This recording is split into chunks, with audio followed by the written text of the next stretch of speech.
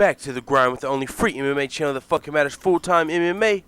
And ever since Justin Gaethje bursted onto the scene at the Ultimate Fighter finale when he broke Michael Johnson down physically and mentally in potentially the fight of the year. But ever since then, everybody's been wanting to fight this kid because he's got a lot of fucking, as GSP would say, his stock is high in the stock market. Justin Gaethje's got a fucking sky-high stock. If you bought Justin Gaethje stocks before you fought Michael Johnson, if you bought those penny stocks, you'd be a fucking millionaire right now. As of right now, that shit could go back down because he promises to get finished or finish you. But either way, Justin Gaethje's stock is fucking extremely high right now, so everybody wants a piece of that stock. Everybody wants a piece of Justin Gaethje. James Vick, ranked number 15, called out Justin Gaethje. Kevin Lee, ranked number 6, one of the first people to call out Justin Gaethje as well. You got Tony Ferguson finally responding to Justin Gaethje in a corny way. He's not really accepting the fight, but who knows? He's got a fight soon. He might take it. You also got Edson Barboza as a potential fight. Also, Eddie Alvarez as a potential fight. So he's got a lot of fucking options. So what is next for Justin Gaethje? Tony Ferguson finally responded to Justin Gaethje's fucking claim to fight him on Twitter. Justin Gaethje said, I know he's going to fucking say I'm not ready, I'm not experienced enough, and that's not going to be true. Tony Ferguson came out and said exactly what Justin Gaethje said. He said the exact quote, "You're not on my level."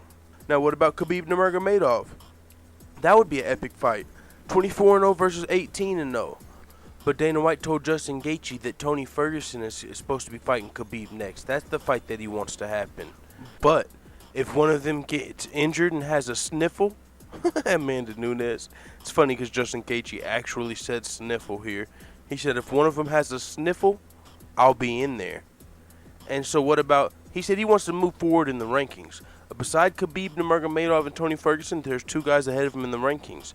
Edson Barboza and who else? Eddie Alvarez.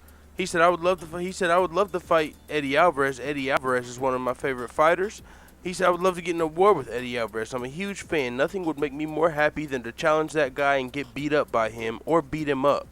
I want to fight the best guys in the world. I would fight Edson Barboza. He's in front of me, but I hear he's out and injured. That's why I'm not talking about him.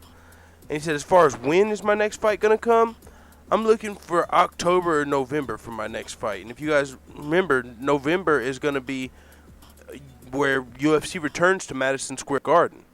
Well, there's a lot of people that are going to be waiting out for that fight. Joanna Jędrzejczyk, Justin Gaethje. Whenever UFC goes back to Madison Square Garden, you can believe it's going to be a fucking another huge event. And Justin Gaethje's probably going to be on that card. Who will he be fighting? I'm not 100% sure yet. If it was up to me to guess, I would definitely go with Eddie Alvarez. He said he's a huge fan of Eddie Alvarez. That would be a war. That would be advertised as a war. That's going to be a great fight. As of right now, I'm going with Justin Gaethje. But Eddie Alvarez was in the main event last year at Madison Square Garden. So have him and Justin Gaethje like open the card up this year or something like that. Fuck yeah, that would be dope as hell. Anyways, I don't know what else to say. Fuck it, it is what it is. Let the haters know what the fuck you tell me in the comments, dude.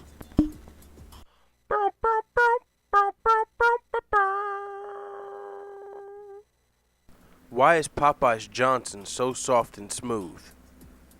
Because he keeps it in olive oil.